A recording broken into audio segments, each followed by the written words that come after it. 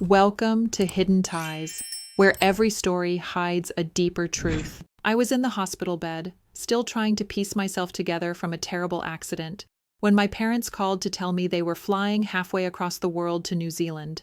"Don't call while we're happy," they said. Then the bitterness settled in, along with the sting of betrayal. Before we continue, tell me in the comments, where are you watching from? I'd love to know. I've always thought of myself as independent. Born and raised in a small town in Oregon, I learned early on to handle things on my own. At 52, I wasn't just living on my own, I was running a small local bakery, doing everything from baking the bread to managing the books. My life was simple, predictable even, but what was always missing, no matter how many hours I poured into my work, was family. Not in the way you'd think, though. My parents, ever since I could remember, had been physically present, but emotionally absent. They were always focused on their own dreams, their own lives, and no matter what I did, it never seemed like I could win their affection, or at least, it never felt like they really saw me. 2 weeks ago, everything changed. I was at work, kneading dough, when the accident happened. The bakery's oven malfunctioned, and a burst of steam caught me off guard. I fell backward and slammed into a stack of metal shelves, knocking myself unconscious. I woke up to a hospital bed, a fractured rib, bruises all over, and a cast on my leg. I couldn't even stand without assistance. The whole ordeal left me feeling vulnerable. My customers, who usually came in with their daily orders and kind smiles, had to be turned away. I was useless. I had no choice but to rely on others. Then, my parents called. The conversation was short. My mother's voice was laced with the usual distance, but this time there was something more. Something final. "We're leaving for New Zealand, honey. It's a long-awaited trip. Don't call us while we're happy," my father said. His tone was indifferent, like he had just ordered a sandwich. I didn't know how to respond. Was it guilt? Was it a test? "Are you serious? I can't even get up on my own here," I muttered, feeling the heat rise in my chest. "And you're going off to another country?" "Look, we've been planning this for years. We'll call you when we're back. We'll talk then," my mom chimed in. That was it. The words hung in the air, like an unfinished puzzle. I didn't even know how to react. I wanted to scream at them, to tell them that they had abandoned me, just like they always had. But the words didn't come out. I was too tired, too hurt. For the first few days after they left, I tried to stay busy. I watched TV shows I'd never had time for before. I read books I'd put on a shelf, always thinking, I'll get to them when I have a moment. I hated that everything felt so empty.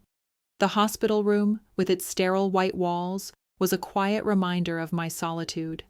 Even the nurses, kind as they were, had their own families and lives.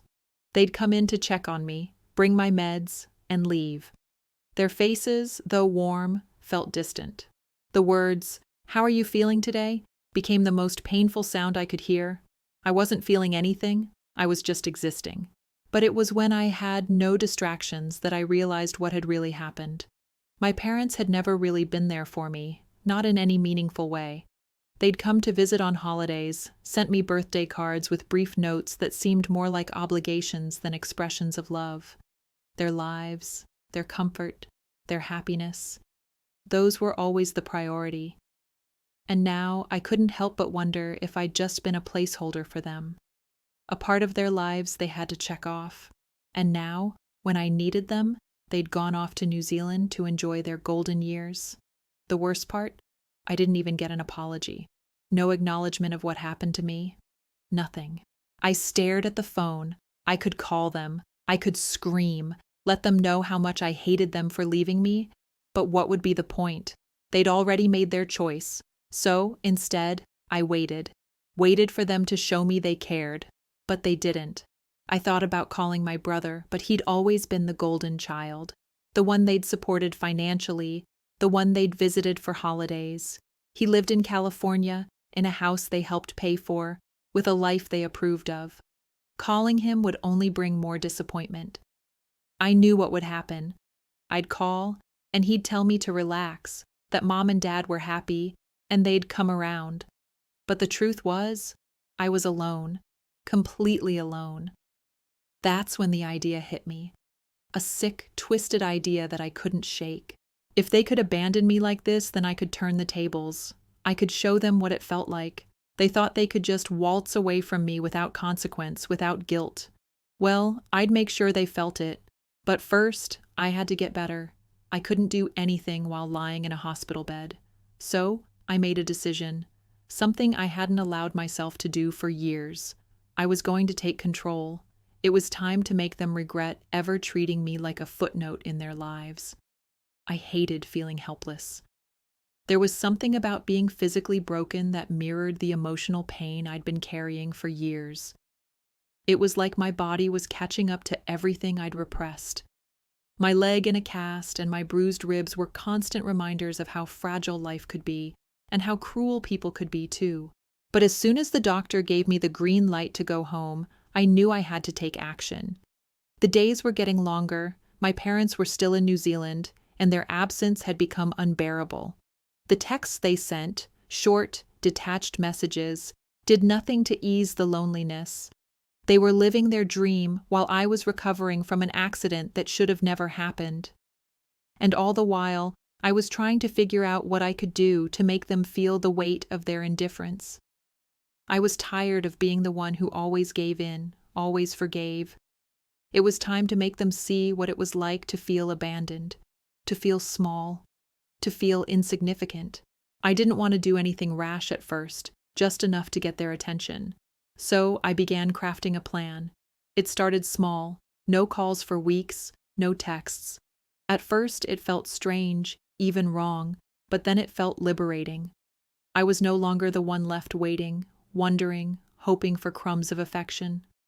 I started to fill my time with other things. I hired a team to help with the bakery, getting back to my passion while I could. I put myself first, for once. And the more I did this, the more I realized how much I'd neglected myself in favor of their happiness. It was when I checked my email one afternoon that the first real opportunity came. They'd sent a message, a casual note, as usual. "Hope you're doing well. The views here are breathtaking, but we miss you. We'll be back in a month." A short sentence that, on the surface, was harmless. But something inside me snapped. That was it. That was all they could muster? I grabbed my phone and began drafting a response. "I'm not doing well," I wrote. "In fact, it's been really hard here. But don't worry about me. I'll manage. It's not like you've ever needed me before anyway." I stared at the screen, the words burning through my fingertips. I hesitated. Then, without thinking, I hit send. It wasn't the most direct message, but it was enough. They didn't respond immediately, which only fueled my anger. But I wasn't done yet. I waited. I waited until they thought I'd forgotten, until they were settled into their happy place. I wanted to make them wait, like I had done for years. Days passed. Then I made my move. I posted something on social media. Nothing big, just a picture of my bakery filled with customers, laughing, eating, enjoying life. I tagged the place, added some jokes in the caption, but there was one part of it that stood out. I wrote, "It's been hard going through everything alone, but I've managed, thanks to my loyal customers and friends." I knew they would see it. They had to. It didn't take long. My phone buzzed with a message from my mom. "Why didn't you reach out? We thought you were healing." It was a simple question, but it was laced with the same guilt I'd been carrying. I was finally getting their attention, but I wasn't about to make it easy. I took my time before replying. I wanted to let them stew. After a few hours, I typed, "I didn't reach out because you weren't here. I guess I don't matter enough to you."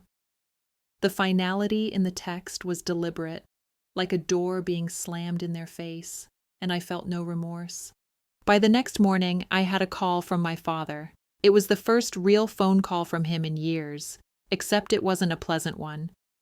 "Why are you acting like this? We're sorry you're going through something, but we have our own lives too, you know." His voice had a sharp edge, a bit of panic threading through it.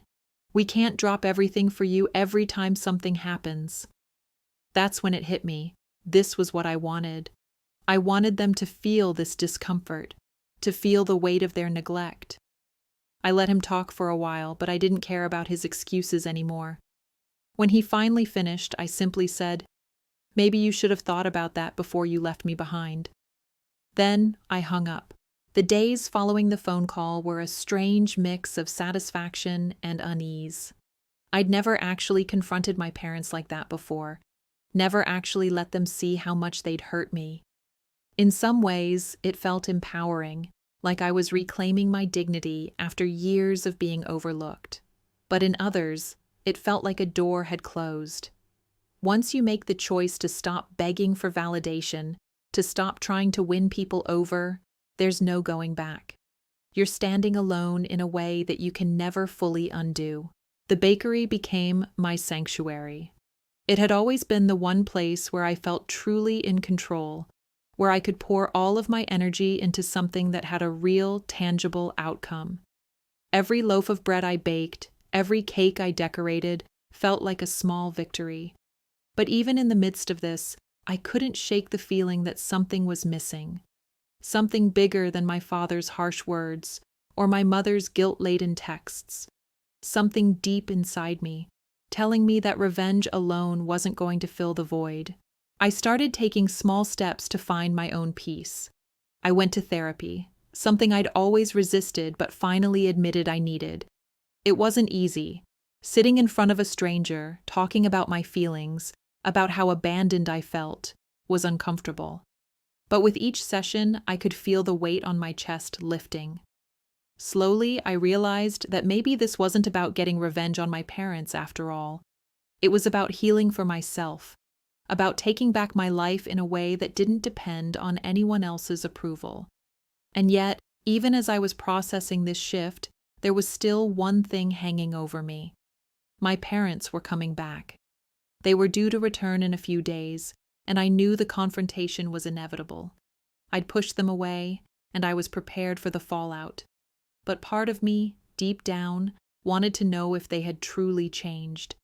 If maybe they'd finally come to see me as someone deserving of love, someone worthy of their time. When the day finally came, I was at the bakery, wrapping up the day's work, when my phone buzzed. It was my mother, a message just like all the others, brief, emotionless, and almost rehearsed. "We're back. Can we talk?" I stared at the screen for a moment, feeling a tightness in my chest. For a long time, I'd dreamed of this moment, of them coming back, of apologizing, of hearing the words that I'd wanted to hear for so long. But now that it was happening, I wasn't sure I was ready. What if it was too late? What if everything I'd done to distance myself had pushed them too far? I turned off my phone and walked out of the bakery into the cool evening air. There was a soft breeze, the kind that makes everything feel just a little more bearable. I needed space. I needed time to think. But no matter how much I walked or how far I tried to escape my thoughts, I knew the conversation with them was coming. And I didn't want to face it with the same anger I'd been holding on to for so long. I had to let go of the past, even if they couldn't. Later that night, I sat on the couch with a cup of tea in my hands, staring at the phone. I felt this strange mix of dread and anticipation. This was it. This was the moment I'd been waiting for, the moment where everything would either change or end. I took a deep breath, pressed the green call button, and waited. "Hello?" My mom's voice was uncertain, cautious. "I got your message," I said, trying to sound calm, but my voice trembled anyway. "I've been thinking a lot about everything, about how things have always been, and about how I've felt." I stopped, unsure of how to continue.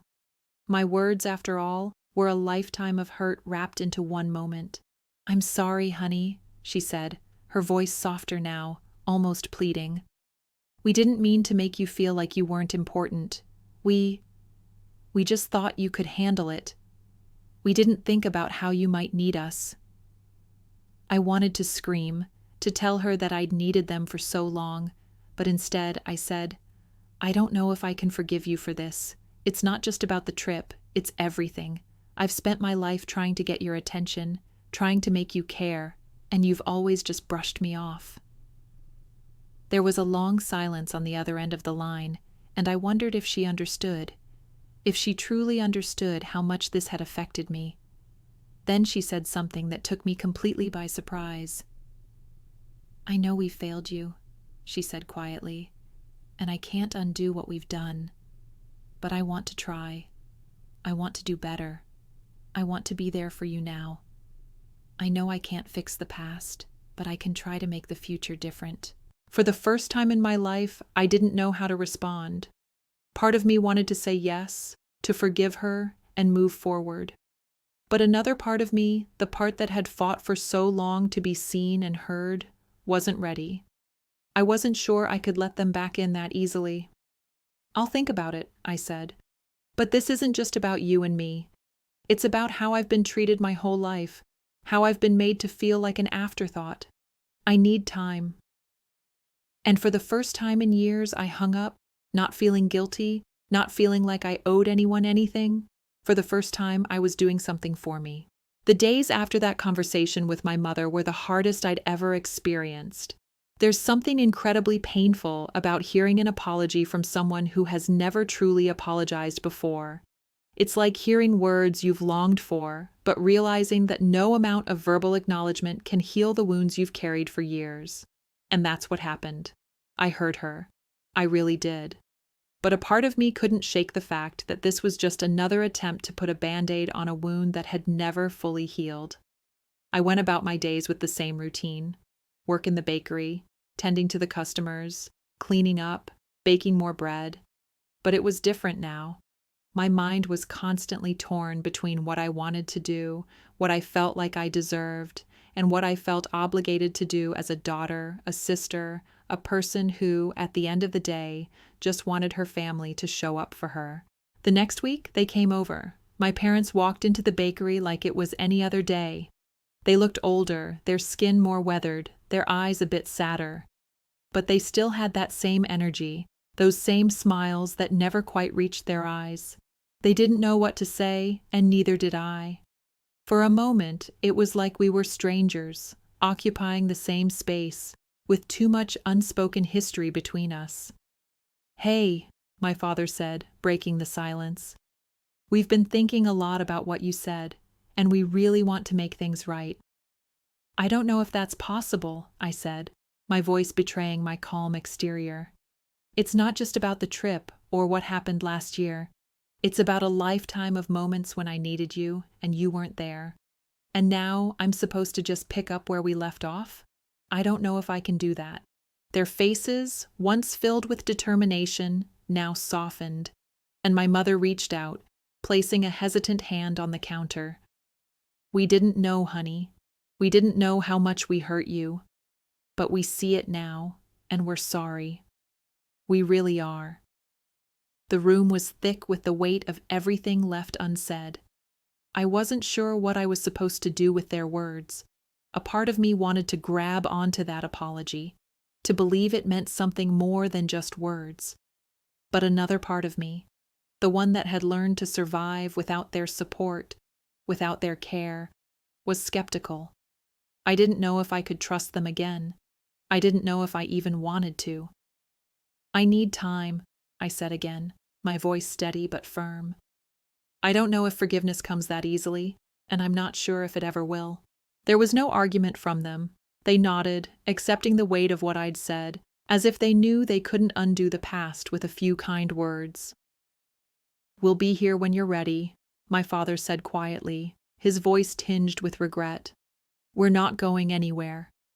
I watched them leave the bakery, their heads slightly lowered, shoulders hunched, as if the weight of their own actions had finally caught up with them. The door chimed as it closed behind them, and the silence that followed was deafening. But it wasn't the silence of abandonment anymore. It was the silence of something new, something uncertain. In the following weeks, I continued with my life. I didn't call them, I didn't reach out, but I also didn't shut them out completely. I kept the door cracked, just enough to see what they would do. And slowly, bit by bit, they started showing up. Not with grand gestures or promises, but with small, consistent acts that made me wonder if this time, maybe they meant it. They started coming by the bakery every few days, staying a little longer, asking how I was, really asking. They sat with me as I worked, silently supporting me without demanding anything in return. And something shifted in me. I began to feel a sense of peace I hadn't known before. It wasn't forgiveness, not yet, but it was a beginning. Maybe that's what I needed all along. A real beginning, not one forced by guilt or obligation, but one that came from mutual understanding. One afternoon, a month later, my father came by alone. It was quiet in the bakery, only a few customers milling about, and I was wiping down the counter when he walked in, his hands in his pockets. "Can we talk?" he asked, his voice tentative, unsure. I nodded, setting the rag down and crossing my arms. "Of course." "I've been thinking about what you said," he began, "and I realized that all this time I've been too focused on what I wanted, what I thought was best. I never stopped to think about you, what you needed, what you felt." I looked at him, really looked at him. This wasn't the man who left without a second thought. This wasn't the man who dismissed my pain. This was a man who had finally begun to see me. And I felt something shift inside of me. "I appreciate that," I said, keeping my voice steady. "But it's not enough to just say it. You have to show me. And I have to decide if I'm ready to let you in again." He nodded, his face soft with sincerity. "I understand, and I'll wait. I'll wait until you're ready. I just wanted you to know. I'm sorry." It was a simple moment, a quiet, honest moment. But it was everything. I didn't know what the future held for us, but for the first time in years, I wasn't angry anymore. I wasn't holding on to bitterness or resentment. I was choosing to move forward, in my own way, at my own pace. And maybe, just maybe, that was enough.